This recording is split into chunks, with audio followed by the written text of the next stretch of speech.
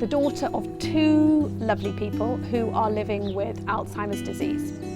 I'm also a documentary maker, and I very much want to use my experience to try and make a series of films that will support other people like me, and perhaps people who come in contact with people living with dementia in their work, to understand better how to support people to give them a good life with dementia. Because as anyone who knows who lives with it, it can be deeply frustrating, both from my point of view and often from my parents' point of view.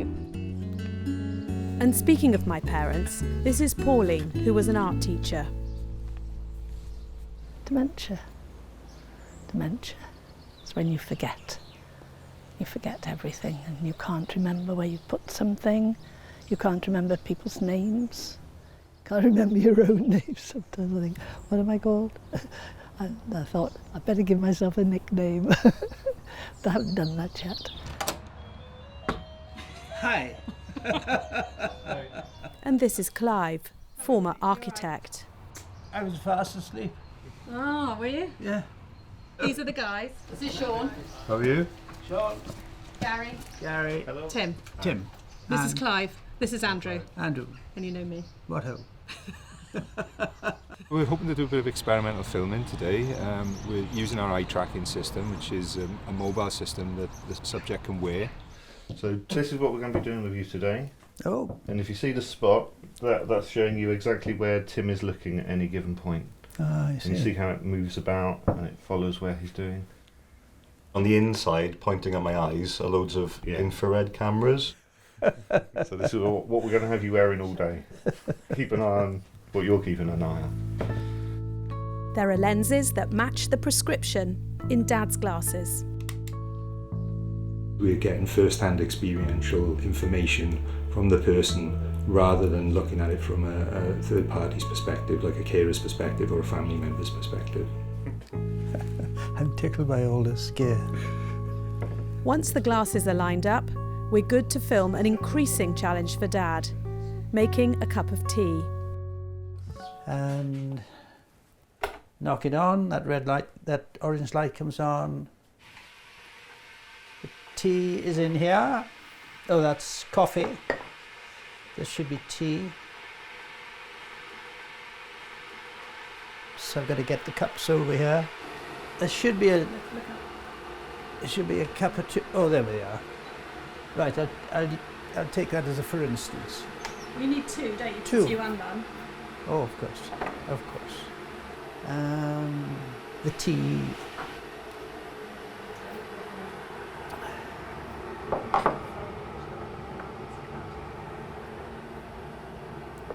I can't see any tea here actually. It's as if we're out of it. It's in those cupboards.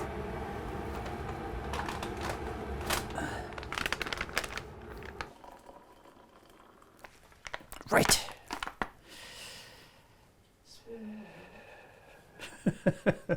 Now,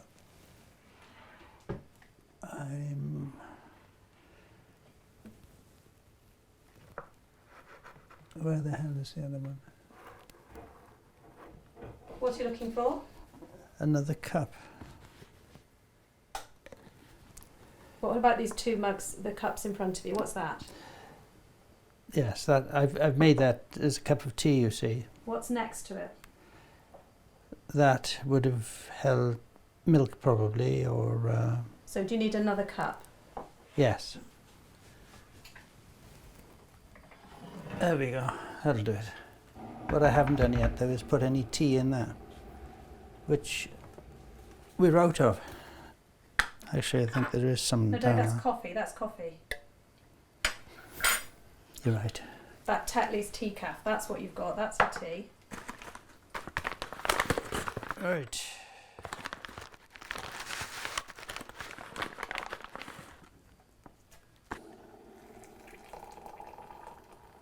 Which cup would you prefer, Pauline?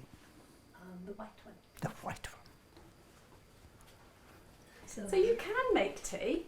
Who said I couldn't? Well, sometimes you tell me you can't do it. Oh, rubbish.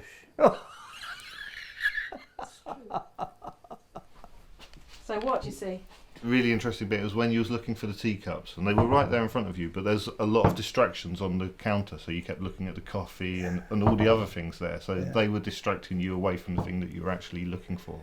So that was interesting, and we can see that on here. Maybe then it's an argument for keeping surfaces uncluttered, because this house is very cluttered. Yeah. And I probably need to come in with a big bin liner.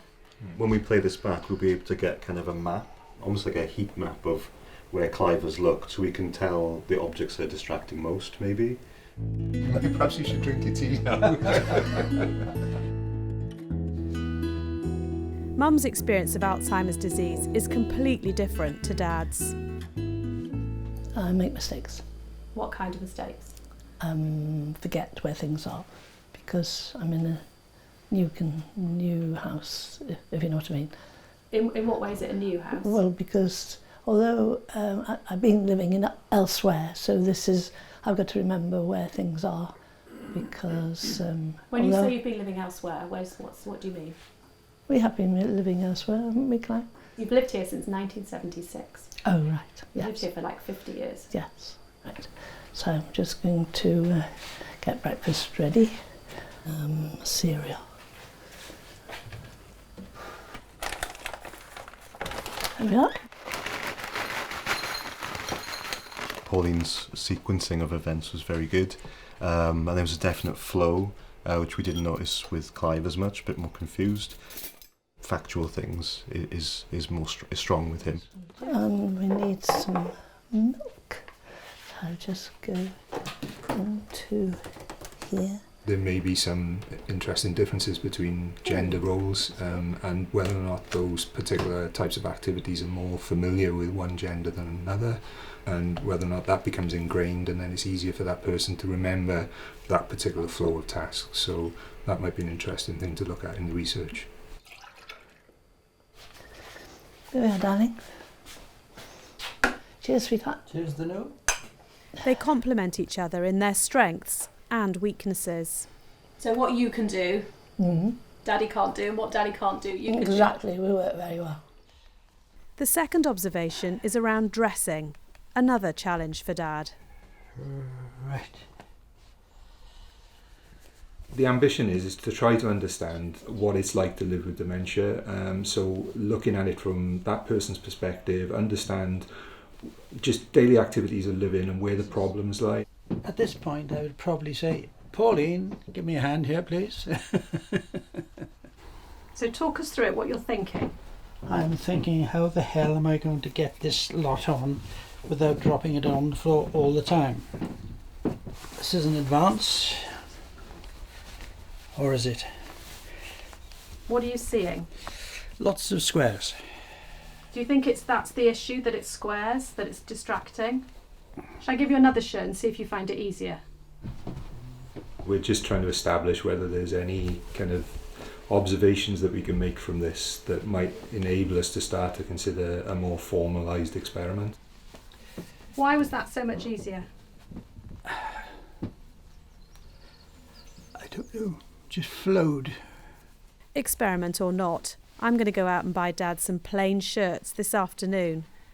And I'm going to rearrange his drawers.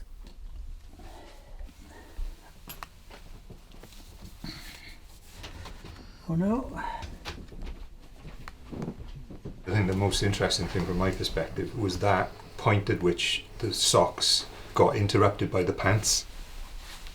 No, Dad, that's a pair of pants. Daddy, it's pants. Pants right, no good. It had interfered with the process of putting the socks on. It's an interesting observation because it means that perhaps the way things are ordered might help reduce that kind of conflict. You're just telling me that I must look a right prat.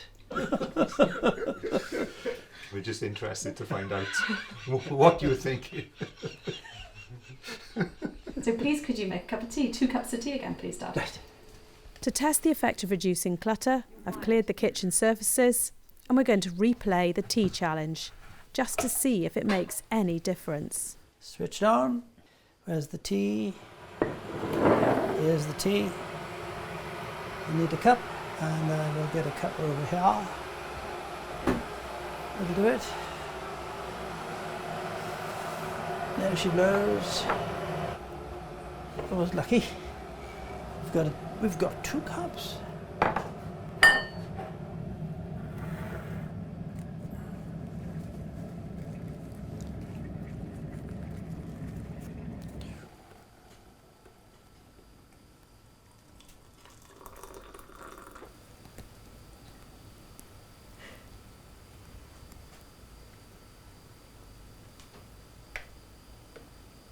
Dad, Yeah, where have you just poured the water? into the... Aha!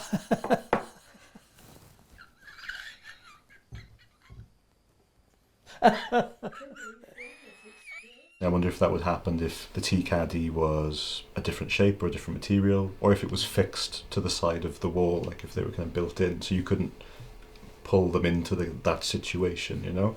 It'd be interesting to see if colours make a difference, because the orange, his eye kept on going back to it at first. So maybe there is a lot to play with in just how spaces are organised.